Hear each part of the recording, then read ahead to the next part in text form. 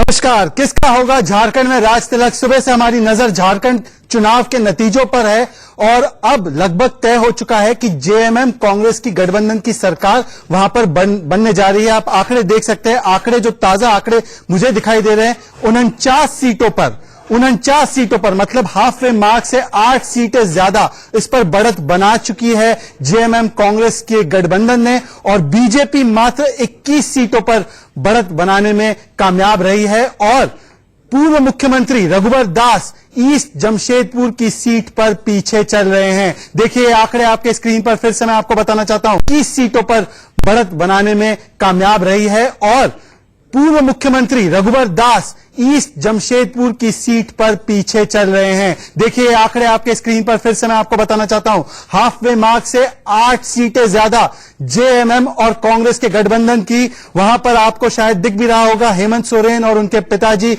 शिबू सोरेन अगले मुख्यमंत्री बन सकते हैं।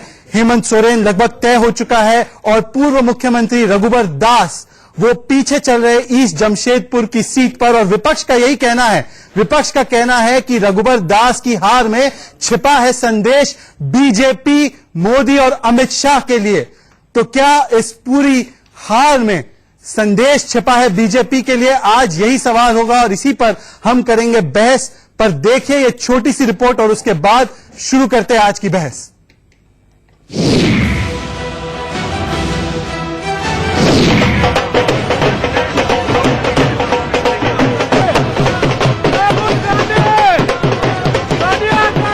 क्या हरियाणा और महाराष्ट्र से चली हवा ने झारखंड का सियासी मौसम भी बदल दिया? कांग्रेसी खेमे के लिए सर्द हवाओं में जश्न वाली गर्मजोशी दिखी तो बीजेपी नेता सियासत की शीतलहर में मानो थोड़े कुम्हलाए से नजर आए। पिछले 1 साल में हुए छठे चुनाव में बीजेपी का 5वां किला ढह गया। लेकिन क्या ये मोदी की हार है या सिर्फ स्थानीय मुद्दों पर बीजेपी को मात मिली है? 365 दिन में सियासत का चक्र कैसे 360 डिग्री पर घूमता नजर आया, वो भी समझते हैं। साल 2018 में मध्य प्रदेश, छत्तीसगढ़ और राजस्थान के चुनाव में बीजेपी सत्ता से दूर हो गई। उस वक्त कांग्रेस को लगा था कि संजीवनी मिल गई, लेकिन 2019 लोकसभा चुनाव में बीजेपी ने सभी राजनीतिक पंडितों का अनुमान ध्वस्त कर दिया और प्रचंड बहुमत से बीजेपी की सरकार बनी। तो क्या यह माना जाए कि झारखंड के नतीजों के मायने रघुवर दास के लिहाज से ज्यादा अहम है? इससे मोदी शाह के मैजिक का आकलन जल्दबाजी होगा? मेरे ख्याल से जो चाहे हम भले ही सरकार बनाने में फेल हो गए हरियाणा में, लेकिन हरियाणा भी हम जीते थे, महाराष्ट्र हम जीते, और अब झारखंड में मूल रूप से भाजपा को रोकने का काम किया हमने। ये देश के लिए बहुत बड़ा सिग्नल है। मोदी का अब जगलरी और जलवा नहीं चलेगा। इसके साथ ही कई फैक्टर्स हैं जो बीजेपी के नतीजों पर असर डाल रहे हैं। स्थानीय मुद्दे बनाम राष्ट्रीय मुद्दों की लड़ाई। झारखंड चुनाव से ठीक पहले अयोध्या में राम मंदिर पर सुप्रीम कोर्ट का फैसला आया। चुनावी रैलियों में पीएम मोदी से लेकर अमित शाह ने बार बार राम मंदिर, 3 तलाक और धारा 370 का जिक्र किया और आखिरी चरण से पहले नागरिकता कानून का फैक्टर भी था। वहीं विपक्ष ने आदिवासी के लिए जल, जंगल और जमीन का मुद्दा उठाया। मॉब लिंचिंग और भुखमरी से हुई मौतों पर विपक्ष ने रघुवर सरकार को घेरा। भारतीय जनता पार्टी पिछले 6 साल से जिस तरह से लोगों को धोखा दे रही है, ये उसी का परिणाम है कि कब तक भारतीय जनता पार्टी भी लोगों को गुमराह करेगी। एक दिन तो लोग उसके खिलाफ खड़े हो गए और ये दिख रहा है हरियाणा से लेकर और महाराष्ट्र से लेकर अब लोग खड़े हो गए हैं भारतीय जनता पार्टी की गलत नीति। गठबंधन तोड़ना बीजेपी को भारी पड़ा। चुनाव से ठीक पहले बीजेपी की सहयोगी पार्टियों ने उसका साथ छोड़ दिया। एजेएसयू, एनडीए के अहम सहयोगी जेडीयू और रामविलास पासवान की लोक जनशक्ति पार्टी के अलग चुनाव लड़ने से वोटों का बंटवारा हो गया। ये बीजेपी को भारी पड़ गया।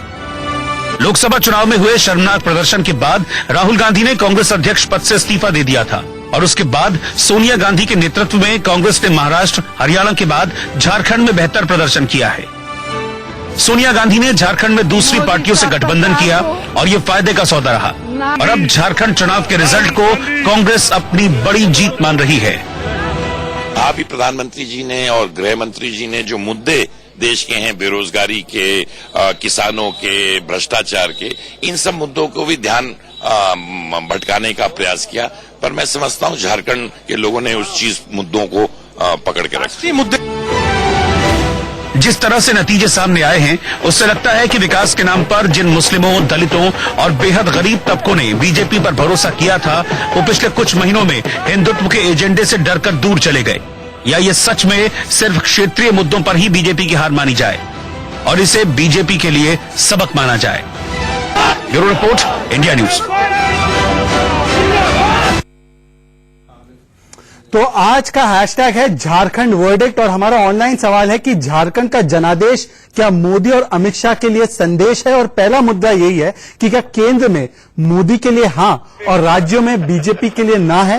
देखिए, ये देश का सबसे बोल्ड बहस का शो है। मैं अपनी सोच बता देता हूं और मैं यहां पर लोगों को न्योता देता हूं कि आइए साबित कीजिए कि मैं राइट नहीं रॉन्ग हूं। इसलिए मेरे साथ 3 मेहमान भी जुड़ चुके हैं। मैं आपका परिचय करा देना चाहता हूं। मेरे साथ है राजनीतिक विश्लेषक देशरत्न निगम जी, जो बीजेपी की तरफ झुकाव रखते हैं। मेरे साथ है ऑथर और राइटर राजनीतिक विश्लेषक शांतनु गुप्ता जी, और मेरे साथ आरजेडी के नेता जुड़ चुके हैं अभिषेक यादव जी, और मेरे साथ बीजेपी के प्रवक्ता भी जुड़ने वाले हैं मनोज यादव जी मेरे साथ। इसके अलावा कांग्रेस के समर्थक सैयद अब्बास भी जुड़ने वाले हैं। मैं एक एक करके सबके पास जाना चाहता हूं, पर सबसे पहला सवाल मैं पूछना चाहता हूं देशरत्न निगम जी आपसे, क्या झारखंड के जो नतीजे हैं, क्या इसको माना जा सकता है कि बीजेपी के लिए बड़ा संदेश है, मोदी अमित शाह के लिए संदेश है? रघुबर दास का हारना ये एक तरीके से संदेश जा रहा है कि केंद्रीय लीडरशिप भी जो है झारखंड में फेल हुई है, या आप कहेंगे कि ये स्थानीय मुद्दों पर चुनाव लड़ा गया?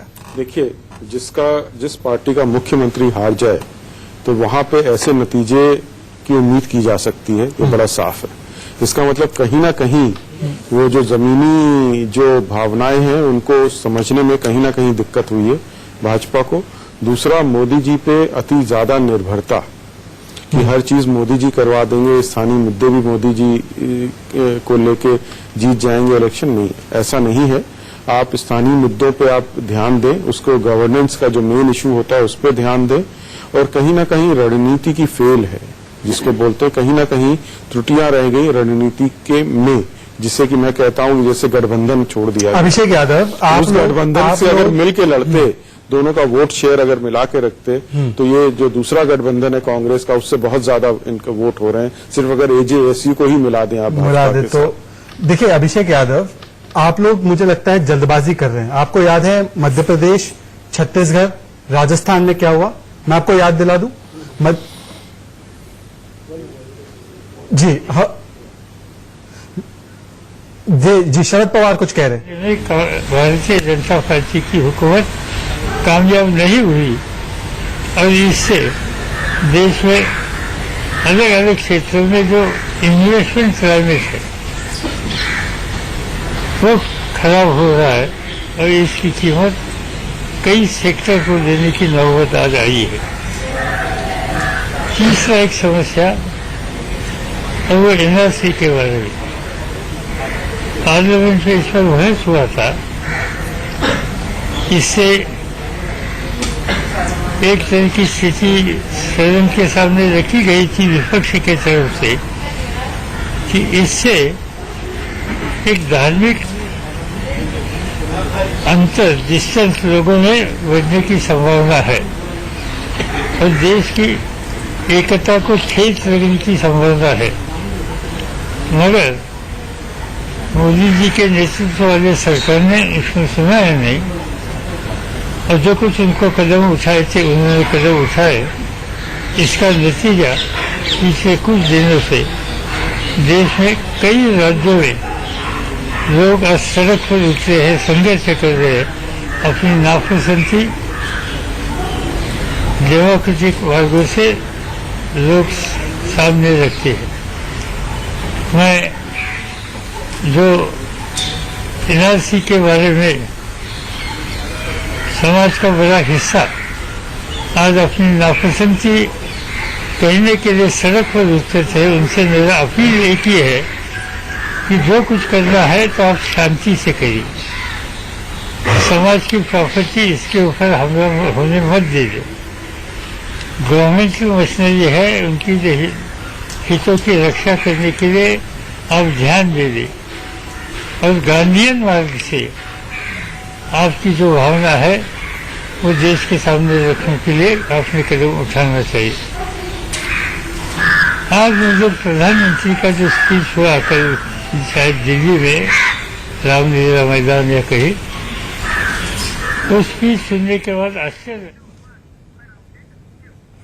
तो आप सुन रहे थे शरद पवार को, और शरद पवार ने मौका नहीं छोड़ा। शांतनु गुप्ता, शरद पवार कह रहे हैं कि ये जो जनादेश आया है झारखंड में, और निश्चित रूप से आप देखिए बीजेपी की सिर्फ 21 सीटें, मुझे नहीं लगता कि ये कोई अच्छा परफॉर्मेंस कहा जा सकता है, पर सीधे सीधे शरद पवार बड़ा बयान कर रहे हैं कि ये सीएए और एनआरसी की हार है, जनादेश इसके खिलाफ मिला है। आपकी क्या राय है, प्रतिक्रिया क्या है? शहजादा, आपको पता है जो सीए एनआरसी की बात शुरू हुई वो केवल आखिरी 2 फेज पे थे, और उन एरियाज में बीजेपी ने बहुत 1 या 2 सीट लूज करी है केवल। तो आई थिंक ये तो हर पार्टी इस समय ट्राई करेगी जो भी अपोजिशन में है कि इसका जो हार का डिक रहा है वो मोदी शाह के ऊपर छोड़े। अभी 8 महीने पहले ही 14 में से 11 सीट भाजपा ने जीती थी, और अभी भी देखिए भाजपा का वोट शेयर या तो मेंटेन है। 1-2 घंटे पहले जो मैंने देखा था वोट शेयर बढ़ा है पिछले बार से। ये हुआ है कि वो जनादेश तो बढ़ा है, अगर वोट शेयर बढ़ा है मतलब जनादेश बढ़ा है, लेकिन वो जनादेश वोट में क्यों नहीं कन्वर्ट हुआ है, उसमें टैक्टिकल मिस्टेक्स हुई हैं। चाहे वो सीटें गलत दी गई हो, चाहे वो आजसू से जो जैसा देश निगम रतन जी ने कहा, चाहे वो आजसू से गठबंधन नहीं हो पाया, जेवीएम से गठबंधन नहीं हो पाया, जो उनकी पुरानी पार्टियां हैं, भले छोटा वहां वोट शेयर है, एलजेपी जेडीयू, उनसे नहीं हो पाया, बल्कि जेडीयू ने कैंडिडेट को सपोर्ट करा जो सिटिंग मुख्यमंत्री के अगेंस्ट लड़ रहे हैं। टैक्टिकल मिस्टेक्स है मेरे ख्याल से। टैक्टिकल मिस्टेक किसकी है? चाणक्य, तो आप कहते हैं ना कि चाणक्य नीति कैसे फेल हो गई? चाणक्य नीति फेल। देखिए हर हार और जीत के बाद अब असेस करेंगे तो फिर शायद आप कह सकते हैं चाणक्य नीति फेल हो गई, लेकिन टैक्टिकल मिस्टेक से जनादेश अभी भी कम नहीं हुआ। अभिषेक यादव, झारखंड चुनाव का सीए और एनआरसी से क्या लेना देना? मतलब आप स्थानीय जो जीत हुई है उसकी खनीज में से राष्ट्रीय मुद्दों के, स्थानीय जो खदान है उसमें से आप राष्ट्रीय मुद्दों की खनीज खोज रहे हैं? देखिए सजाद भाई, मैं साफ बता रहा हूँ, 5 साल में झारखंड में जनता त्रस्त हो चुकी है इनके भ्रष्टाचार से, इनके लोकल नीति से। जिस तरह से आंगनबाड़ी की महिलाओं को पीटा जा रहा था, इनके लोकल मुद्दे तो हावी थे ही, इनके राष्ट्रीय मुद्दे भी वहां पे लोगों पे हावी हो रहा था। जिस तरह से बेरोजगारी है, आज झारखंड का इतना बुरा हाल इन लोगों ने 5 साल में कर दिया था। नहीं, आप कंफ्यूज है। मुझे एक बार मेरी बात सुनिए। आप एक महागठबंधन के साथी, आप बहुत अहम साथी है, जिसमें कि कांग्रेस, एनसीपी, सारे तमाम दल जो है सेक्युलरवादी दल है उसमें शामिल है। अब शरद पवार कह रहे हैं कि सीए और एनआरसी की वजह से हार हुई है। आप इससे इत्तेफाक नहीं रखते ना? इत्तेफाक रखते हैं सर। देखिए इन्होंने एक बहुत मतलब झारखंड के जो ट्राइबल लोग हैं उन्होंने जाकर सीए के खिलाफ वोट किया। देश को बांटने का कोशिश, ये जो काला कानून लाने का काम किया, ये एनडीए की सरकार जो है, उससे और उसमें रिलेशन क्या है? आखिरी 2 फेज में तो था केवल कनेक्शन कैसे लगा रहे हैं? इस तरह से इन्होंने लोकसभा में पहले भी अमित शाह जी ने कहा था हम सीए के बाद एनआरसी भी पूरे देश में लाएंगे। कहीं न कहीं जनता में ये मैसेज ट्राइबल लोगों को दिक्कत होगी। ट्राइबल की नहीं सर, आप मेरी बात तो सुनिए। देखिए आप जनता में मैसेज नहीं बना पा रहे हैं जो आप बोल रहे हैं। जनता में मैसेज भी गया था, उनके लोकल मुझे समझ नहीं आ रहा। यादव जी आप कोशिश कर रहे हैं, मुझे समझाइए देशरत्न निगम जी कि क्या इन्होंने ये बात, ये तर्क इन्होंने, एक सेकंड यादव जी, क्या है कि आप लोग ने पहले भी ये तर्क दिया मध्य प्रदेश, राजस्थान और छत्तीसगढ़ में जब बीजेपी की लोकल सरकार वहां पे हार गई, और मैं ये मान रहा हूं लोकल चेहरे जो है वीक है बीजेपी के, ठीक है ना, लोकल मुद्दों पर वो बीजेपी इतना अच्छा परफॉर्म नहीं कर पाती है। तो जब वहां पे हारे तो उन्होंने क्या कहा? मोदी खत्म हो गए, मोदी 2019 में चुन के नहीं आएंगे। आपको पता है आपको क्या है? मध्य प्रदेश में 29 से 28 सीटें, 25 और 25 राजस्थान में, और छत्तीसगढ़ में मोदी जी जाकर वहाँ एक नुक्कड़ सभा भी करने वाले थे। अब ऐसा नहीं, बुरा नहीं मानिएगा, एक ऐसे डिस्ट्रिक्ट में गए जहाँ पे कोई वहाँ का एक विधायक और मंत्री लोकल नहीं जा पाता। मोदी जी उस जिला में जाके अभी इन्होंने एक बहुत बड़ी सभा करी। तो अच्छी बात है, ठीक है, प्रधानमंत्री छोटे एरिया में जा रहा है तो अच्छी बात है। जब भाई एक बार बताइए, जब अगर अवार्ड कप्तान को तो गाली भी कप्तान को खानी पड़ेगी ना। बात है इनकी केंद्र सरकार की पूरी फोकस थी सारा। अच्छा, मुझे बताइए, आप क्योंकि कांग्रेस के काफी करीब भी है, मुझे बताइए कांग्रेस कह रही है, कांग्रेस में पता है आपने राहुल गांधी ने कितनी रैली की वहां पे? राय लिखना, राहुल गांधी जो वेकेशन कर रहे थे, अब वो कह रहे हैं कि राहुल गांधी की जीत है ये, और राहुल गांधी को फिर से अध्यक्ष बना दिया जाना चाहिए। पीएल पुनिया कह रहे हैं, कांग्रेस के बड़े नेता कह रहे हैं अब राहुल की वापसी होनी चाहिए। राहुल गांधी ने क्या परफॉर्मेंस है? देखिए कांग्रेस पार्टी खुद तीसरे नंबर की पार्टी नहीं हूँ। देखिए सजाद भाई, मैं कांग्रेस नहीं, देशरत्न निगम साहब आप बताइए कि कांग्रेस तो पिछलग्गू पार्टी बन चुकी है ना, स्टेट आफ्टर स्टेट। कांग्रेस देखिए जेएमएम के कंधे पे चढ़ के इस इलेक्शन को सोच रही कि वो जीत गए। उनका वोट परसेंटेज देखें कितना है, वो साफ पता लग जाएगा कि बीजेपी से आधा है वहां पर। और इसलिए इस तरह की बातें देखिए अच्छी नहीं है। और दो फेज में जैसे शांतनु ने बताया कि भाजपा को कोई नुकसान नहीं हुआ जब एनआरसी और सीएए का मुद्दा था सबके सामने। हाँ, लोकल चेहरे की परेशानी, अगर आपका सीएम हारता है तो उसकी परफॉर्मेंस और गवर्नेंस पे सवाल उठते हैं। और दूसरा मैं ये भी बता दूं कि कांग्रेस के अंदर की जो चीजें हैं, जैसे कितनी रैली करी इन्होंने राहुल गांधी ने, और क्या रैलियां हुई, कुछ भी नहीं हुआ। लोकल कैंडिडेट चाहते थे राहुल गांधी आए? हाँ, वो नहीं चाहते थे, वो देखिए वो भी नहीं चाहते हैं। जेएमएम ने ट्राइबल एरियाज पे और भी एरियाज में किया। और दूसरा जो वोटों का बंटवारा हुआ है एजेएसयू और भाजपा के बीच में, वो कहीं ना कहीं चुभेगा कि ये ऐसी रणनीति क्यों अपनाई गई जहां आपने एक बहुत मेजर आपका जो सहयोगी था उसको आपने छोड़ दिया।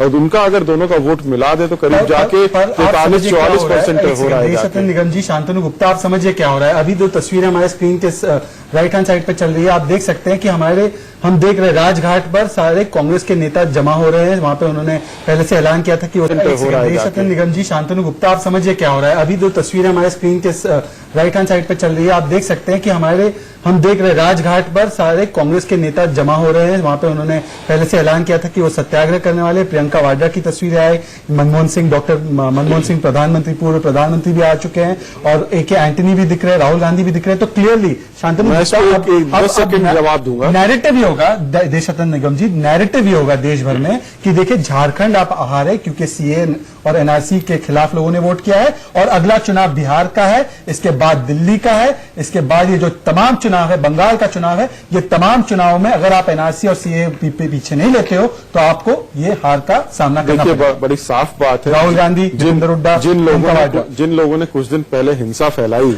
और वही अगर गांधी की समाधि पे जाते हैं तो मैं समझता हूं गांधी की समाधि की बेइज्जती है। साफ लगता है। एक मिनट अपने वक्त में कांग्रेस के नेता शामिल थे, FIR में नाम उन्होंने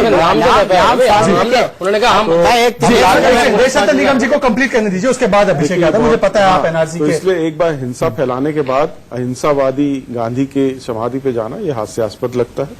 दूसरा, अगर आप ये भी देखें, जो एनआरसी है दुनिया में हर देश अपना एनआरसी बनाता है, और यहाँ पर अपोज करना मेरे आज तक नहीं समझ में आ रहा है कि क्यों हो रहा है।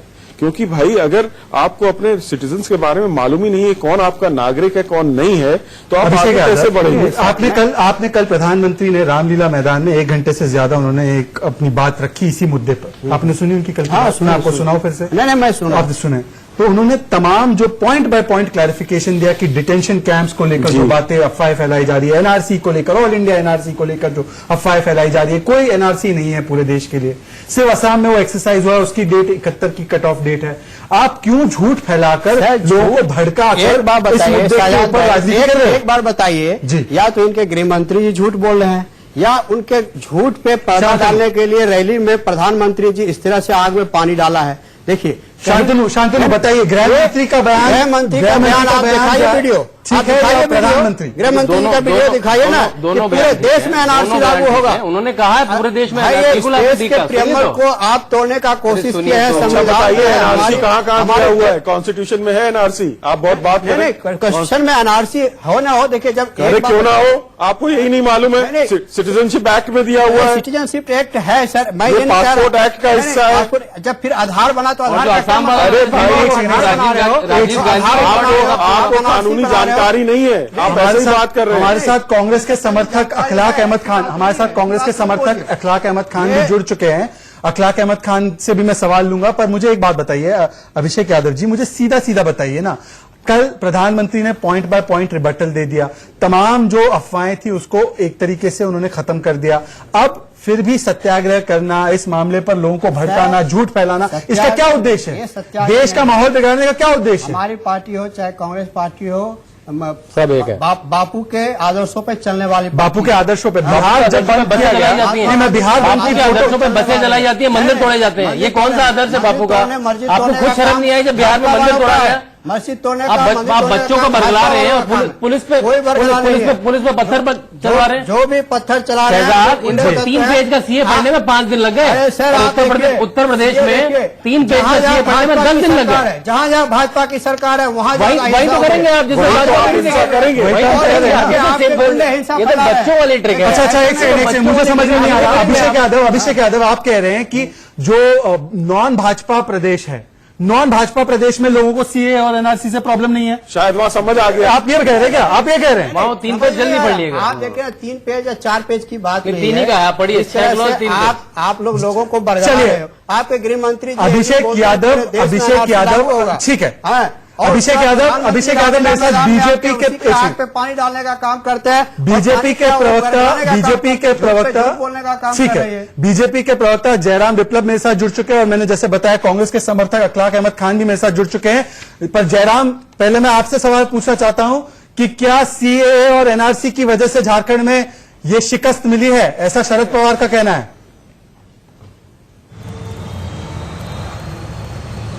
ना देखिए, ये तो बहुत अंतिम चरण में सीएए और एनआरसी का विषय आया। अभी हम इसकी पूरी समीक्षा करेंगे और सबसे बड़ी बात है कि देखिए इतना अच्छा काम करने के बावजूद अगर हमारी सरकार दोबारा नहीं आ पाई तो निश्चित तौर पे ये हमारे स्थानीय इकाई के लिए आत्ममंथन का विषय है और शीर्ष नेतृत्व सारी चीजों की समीक्षा करते हुए राज्य में जनता को जो जनाधारी में मिला है झारखंड विपक्ष में झारखंड को आपने फिर हुई है धकेल दिया। उस पर हम काम करेंगे मजबूती के साथ।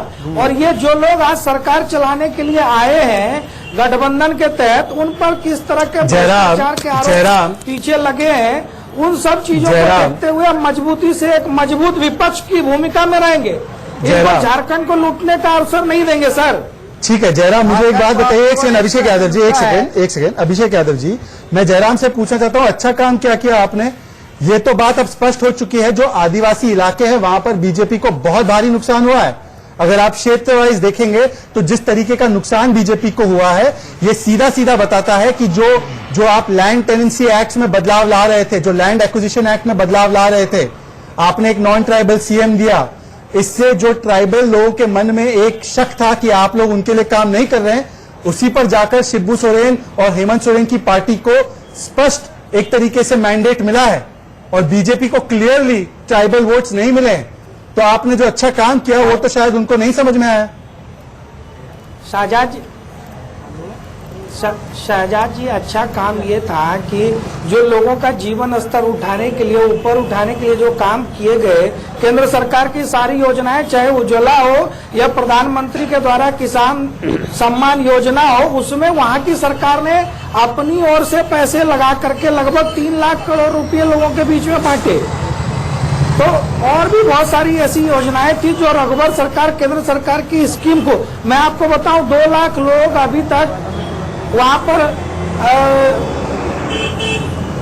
ठीक है लाभ ले चुके हैं, जो प्रधानमंत्री जी के द्वारा एक स्कीम चलाई गई।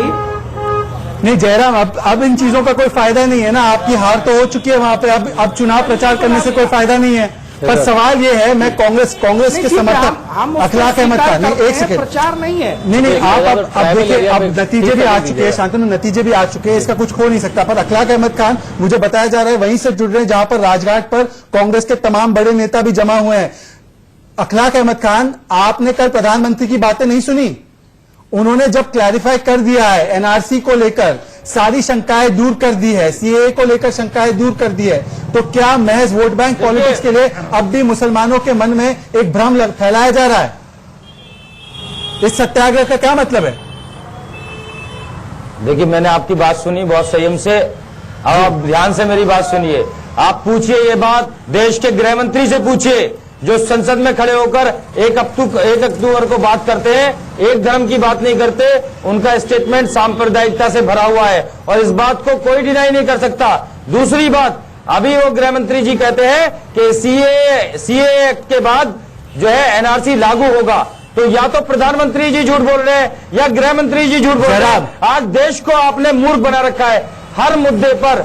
अगर असल मुद्दों पर बात नहीं होगी, आप बात कंप्लीट करने दीजिए मुझे, अगर असल मुद्दों पर बात, अपने जो वहां के लोकल मसाइल हैं, यही सबक सीखने को आपको महाराष्ट्र में मिला, हरियाणा में मिला। हरियाणा में आप सांप्रदायिक बातें कही जाए तो रिकॉर्ड से निकाल दी जाती है, तो कृपया राष्ट्रीय चैनल के उसी तरह महाराष्ट्र में झूठा प्रचार करने के लिए ना करें। एनआरसी को लेकर के जो आप इसी प्रचार कर रहे हैं, जो भ्रम फैला रहे हैं, उसको बंद कर दीजिए। एनआरसी जब आएगा तब उसके प्रावधान सामने आएंगे और प्रावधानों के चर्चा कर लीजिएगा। संसद की राजनीति ये लोग कर रहे हैं। आप देखिए, एक समुदाय को टारगेट बनाना ये सांप्रदायिकता से भरा हुआ कहां से टारगेट बन रहा है? चैनल के माध्यम से ऐसा कानून है सीए में जो कि एक किसी समुदाय को टारगेट कर रहा है। अखलाक सवाल ये देश हतन निगम सवाल पूछे। अखलाक एक एक करके उन लोगों के ऊपर देखिए, एक एक करके अखलाक अहमद खान इस्लामिया यूनिवर्सिटी के अखलाक अहमद खान अब आप दिशा निर्देश हो रहे हैं। अखलाक अहमद खान, सवाल ये है कि सीए का कौन सा प्रावधान आपको आपत्तिजनक लगता है? कौन सा अधिकार उससे नुकसान करता है आपके अधिकारों को? ये सवाल है देश हतन निगम का। देखिए, आप मुझे बताइए, अगर सीए एक्ट में मुसलमान की बात नहीं होती है, पाकिस्तानी मुसलमानों की बात नहीं हो रही है, मुसलमानों की नहीं हो रही है, पुरजोर विरोध है। आप पाकिस्तानी मुसलमानों की बारे में आप पाकिस्तानी मुसलमानों की, अफगानिस्तान के मुसलमानों की, बांग्लादेश के मुसलमानों की वकालत कर रहे हैं आप। जब भी लोकल मुद्दे नहीं कर रहे हैं आप, कर रहे हैं ना। बीच में लाते हैं, कभी घर वापसी बीच में लाते हैं, देखिए शांत हो जाए, शांत हो जाए, आप शांत हो जाए। आरजेडी काउंटर कर रही है आपको। 4 करोड़ हिंदू अगर 2 करोड़ हिंदू यहाँ आ गया भैया, पहले तो आप देख रहे हैं, ये बात ये बहुत चल रही है। 31 दिसंबर 2014 से पहले जो ऑर्डर किए हैं, अखलाक अहमद रुक जाइए, शांतनु गुप्ता, एक और झूठ बोला गया, एक और मुझे लगता नहीं ये झूठ है, ये सीधे वैक्सीन को पता ही नहीं है। निगम जी ने इनकी कानूनी जानकारी पकड़ी। 31 करके बोलेंगे, एक एक दिसंबर 2014 से आवाज थोड़ी सी नीचे कीजिए, लगातार नहीं बोल सकते, उनको सवाल भी सुनना होगा। अखलाक अहमद की आवाज नीचे कीजिए, सवाल सुनना होगा, यहाँ पे चर्चा हो रही है। एक सेकंड, अभिषेक यादव, आपने एक बयान दिया, एक सेकंड, देश हतन निगम, देश के जो लोग हमारे दर्शक इस डिबेट को देख रहे हैं, आपने क्या बयान दिया? आपने कहा कि वहां के 4 करोड़ हिंदुओं में से लोग आ जाएंगे। अगर 2 करोड़ भी आ गए तो बहुत। शांतनु गुप्ता इसका 4 करोड़ है ही नहीं। हाँ, चलिए, देश 3 कंट्री मिला करके 4 करोड़ पाकिस्तान और बांग्लादेश में सुन लीजिए, हिंदू है कि 4-5 करोड़। अच्छा ठीक है, अब रुक जाइए, अब देश हतन निगम इनको बताइए काउंटर। मैं बताता हूँ, आप सुन लीजिए, आपको बहुत जानकारी है। 31 दिसंबर 2014 से पहले जो आ चुके हैं उनके बारे में कानून है, जो आने वाले उनके बारे में नहीं आ चुके हैं। आप पढ़ लीजिए पहले। अभिषेक यादव, दूसरा एनआरसी संवैधानिक, वैधानिक, न्यायिक और नैतिक जिम्मेदारी है दुनिया में हर सरकार की। एक बात हर बताइए, सरकार की। आप दूसरे के बेटे को बुला के अपना दूसरे का बेटा बना लपेटा रहे हैं। नहीं है, आप अपने घर के बेटे को भगा रहे हैं। महात्मा गांधी ने जो वचन दिया था उसको निभा रहे हैं मोदी। कहाँ का न्याय है बताइए ना। महात्मा गांधी ने जो ये हमारा जो देश बना एक आपसे सवाल संविधान डालते हैं, पढ़े लिखे लोग। सवाल ले लीजिए, एक सवाल का जवाब। देश हतन निगम जी का एक सवाल ले लीजिए। 1951 में कांग्रेस ने एनआरसी करी थी, क्या वो गलत थी? नहीं, 1951 में और अब में बहुत 2019 में बहुत अंतर क्या फर्क है? मोदी और अमित शाह कर रहे तो इससे सांप्रदायिक है, मनमोहन सिंह करे तो वो धर्मनिरपेक्ष है। इस तरह से नहीं बताया कि 1951 में क्यों करी? नहीं करेंगे। 1951 में क्यों करी एनआरसी? ये बता दीजिए। क्या कभी मनमोहन सिंह ने आपके गृह मंत्री के साथ खड़े होकर कह रहे हैं हम मुसलमानों को नहीं लेंगे, का रजिस्टर है वो, सिख ईसाई कौन से रजिस्टर है। पहले तो आप देखिए जयराम विप्लव, पहले तो देखिए विपक्ष कंफ्यूज है, अभी भी सीए और एनआरसी को लेकर बड़ा कंफ्यूजन है। जब मैं इनको सीए की बात पूछता हूँ वो एनआरसी की बात करते हैं, एनआरसी के बारे में बोलने लगते हैं, और सीए के जो भी प्रावधान है वो हूबहू वही प्रावधान है जो मनमोहन सिंह ने वकालत की थी, जो महात्मा गांधी ने वकालत की थी, जिसकी वकालत लेफ्ट के लोगों ने भी की थी। जयराम विप्लव जी पर आप करें तो सांप्रदायिक, मनमोहन सिंह बोले तो वो धर्मनिरपेक्ष। जयराम विप्लव जी बीजेपी से जवाब दीजिए इसका, अभी भी भ्रम फैलाया जा रहा है। सर यही इस देश में शहजाद जी, इस देश में धर्मनिरपेक्षता के सबसे बड़े पर्याय रहे। महात्मा गांधी जी ने 26 सितंबर 1947 को कहा था कि पाकिस्तान में रहने वाले हिंदू जब कभी चाहे वापस आना, भारत सरकार की जिम्मेवारी होगी, उनको नागरिकता दें, उनको अच्छा रहने की व्यवस्था दें, उनके शिक्षा की व्यवस्था दें, उनके मूलभूत अधिकारों की सुविधा। पाकिस्तान में एसेंशियल सर्विसेज के 1950 में नेहरू लियाकत समझौता होता है। स्वयं 18 दिसंबर 2003 को मनमोहन सिंह जी ने यही प्रार्थना की थी तत्कालीन उप प्रधानमंत्री आडवाणी जी से। का तो नाम ही मत लीजिए, आप लोगों ने आपने संविधान को लड़कों का नाम लिया है। सिर्फ एक समुदाय को टारगेट करते हैं आप लोग, एक समुदाय को टारगेट करते हैं। 2024 का वोट बैंक है और कुछ नहीं है। समझे ना, एनआरसी होनी चाहिए, हिंदुस्तान का वोट बैंक है, पाकिस्तानी मुसलमान हिंदुस्तान कोई का वोट पाकिस्तानी बैंक नहीं है, पाकिस्तानी को आप बुला रहे हैं वहाँ अरे भाई, आप वहाँ के बेटे को बेटा कह रहे हैं और यहाँ जो बेटा रह रहा है, यहाँ इस देश में जो बच्चे रह रहे हैं, जो नौजवान, उनको तो आप रोजगार आ चुके हैं। बड़े अजीब साउंड कर रहे हैं आप चैनल पे, जो आ चुकी है भाई मैं यहाँ पे पढ़े बच्चों को अभिषेक यादव सवाल आपके सवाल देखिए सवाल क्या है, मेरा सवाल क्या है, अभिषेक यादव सवाल अखलाक में आ रहा हूँ आपके पास, अखलाक में आ रहा हूँ आपके पास। उसकी निंदा करते हैं या नहीं करते हैं? कहीं ऐसी तफसील नहीं मिलती कि स्टूडेंट्स को लाइब्रेरी में घुसकर वो मुद्दा हम आपसे बहस कर सकते हैं, इससे ज्यादा शर्मनाक बात गलत नहीं हो है। सकती। वहाँ अगर कोई पुलिस से हुई है ज्यादती, उसकी निष्पक्ष जांच होनी चाहिए। अखलाक अहमद खान आपका मुद्दा बिल्कुल जायज, और इंडिया न्यूज पे हम लोगों ने लगातार कहा है कि जो स्टूडेंट्स थे उन्होंने, सुनिए मेरी बात सुनिए, स्टूडेंट्स ने कोई हिंसक प्रदर्शन नहीं किया, पर उनको मोहरा बनाकर कुछ राजनीतिक दल, जिसमें आपके बहुत करीबी माने जाने वाले आसिफ मोहम्मद खान, उनका नाम एफआईआर में है, वहां अहमदाबाद में भी आपने देखा होगा, वायरल वीडियो थी किस तरीके से पुलिस वाले को लिंच किया गया, उसमें शहजाद खान नाम के कांग्रेस नेता, जिसमें आपके बहुत करीबी माने जाने वाले आसिफ मोहम्मद खान, उनका नाम एफआईआर में है, वहां अहमदाबाद में भी आपने देखा होगा, वायरल वीडियो थी किस तरीके से पुलिस वाले को लिंच किया गया, उसमें शहजाद खान नाम के कांग्रेस नेता का नाम एफआईआर में आया है। तो आप कांग्रेस द्वारा प्रायोजित हिंसा पर कुछ क्यों नहीं बोलते? और फिर राजघाट में बैठे हिंसा करने के बाद देखिए, हम यहाँ पे किसी भी कांग्रेसी ने या किसी भी देश के, मेरी बात सुन लीजिए भाई, अब आप मेरी बात सुनिए, किसी जामिया अलुमनाई ने अगर इसकी इजाजत दी हो कि वहां पे कोई हिंसा करे, तो हिंसा हुई है। आप देखिए, आप जामिया नगर के एरिया से वाकिफ है, 3 किलोमीटर दूर, आप देखिए 3 किलोमीटर दूर ये हिंसा प्रदर्शन होता है, जिसमें कितने ही लोग सिविल वर्दी में स्टूडेंट्स को मार रहे हैं। जानना चाहता हूँ पुलिस का काम है। पर जयराम, मेरा सवाल आपसे, जयराम उनके खिलाफ सेटअप हो और पता लगाया जाए कि वो कौन लोग हैं जो इस प्रोटेस्ट को, नहीं वो तो पता चल गया ना सर, एफआईआर में नाम आ चुके हैं, नाम आ चुके हैं, कासिम उस्मानी का नाम आ चुका है, लेफ्ट के नेताओं का नाम आ चुका है, आसिफ मोहम्मद खान का नाम आ चुका है, बहुत सारे कांग्रेस नेताओं का देश भर में नाम आ चुका है कि किस तरीके से हिंसा प्रायोजित हो रही है। की आवाज होती है, आप देखिए, और मीडिया चौथा स्तंभ है, मीडिया ये दिखाए और जाकर मेरे साथ चले बात देखें कि किस तरह से अखलाक अहमद, ठीक है, पर जयराम सवाल ये है, जयराम विप्लव पूरे देश में, ठीक है, अखलाक अहमद, ठीक है, अखलाक अहमद, ठीक है, सवाल यह है, जयराम विप्लव, मैं जयराम रमेश कह रहा हूं, क्योंकि कांग्रेस इतनी छाई हुई है सब जगह, आपको प्रदर्शन के उनके प्रदर्शन के दृश्य भी दिखाई दे रहे हैं। जयराम अखलाक लगातार नहीं बोलते, डिबेट है ये, भाषण नहीं है। जयराम, सवाल यह है कि आप लोगों ने भी भाप लिया था कि झारखंड में आपकी जो दाल है वो नहीं पकने वाली।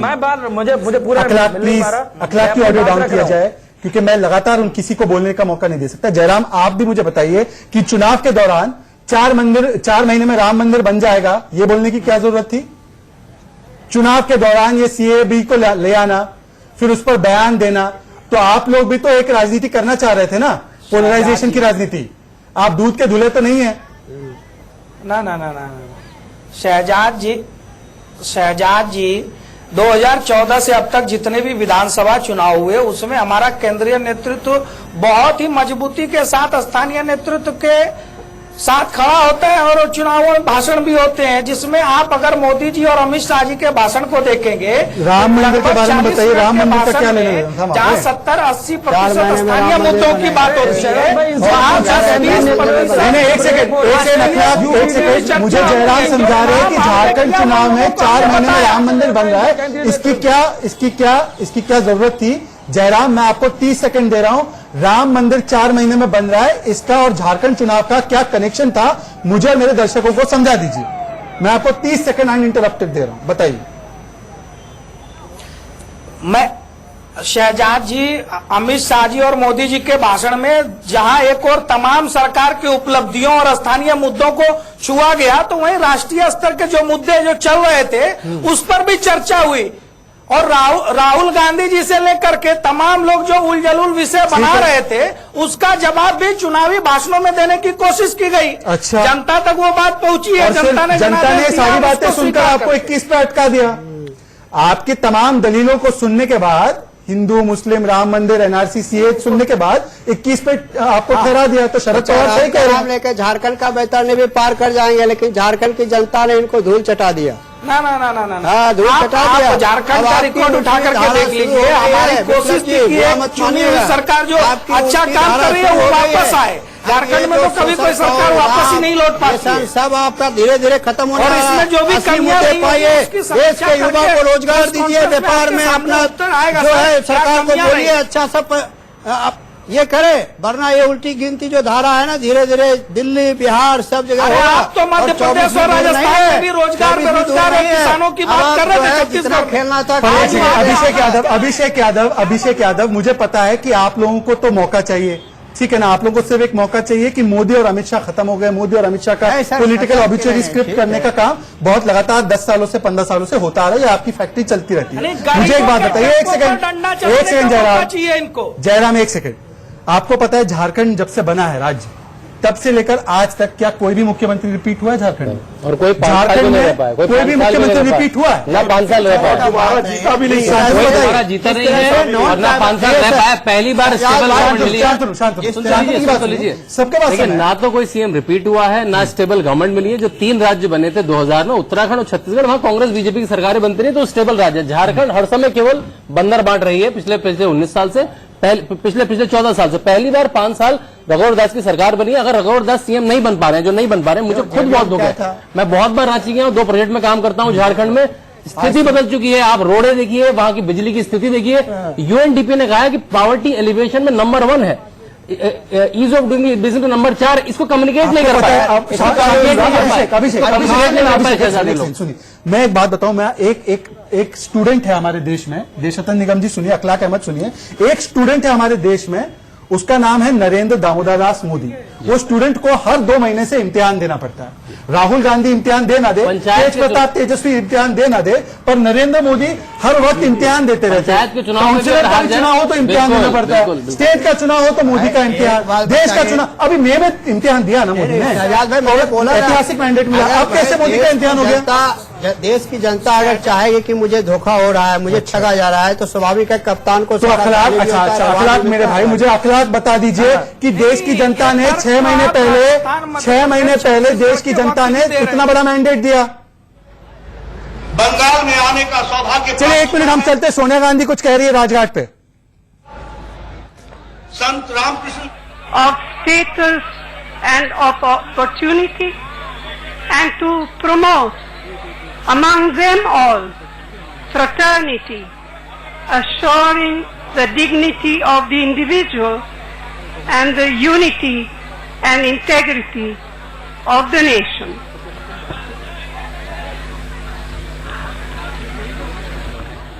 साथियों, अब हमारे बीच में हमारे former prime minister doctor Manmohan Singh ji आएंगे और वो भी आपके बीच में कॉन्स्टिट्यूशन प्रेम्बल पढ़ेंगे।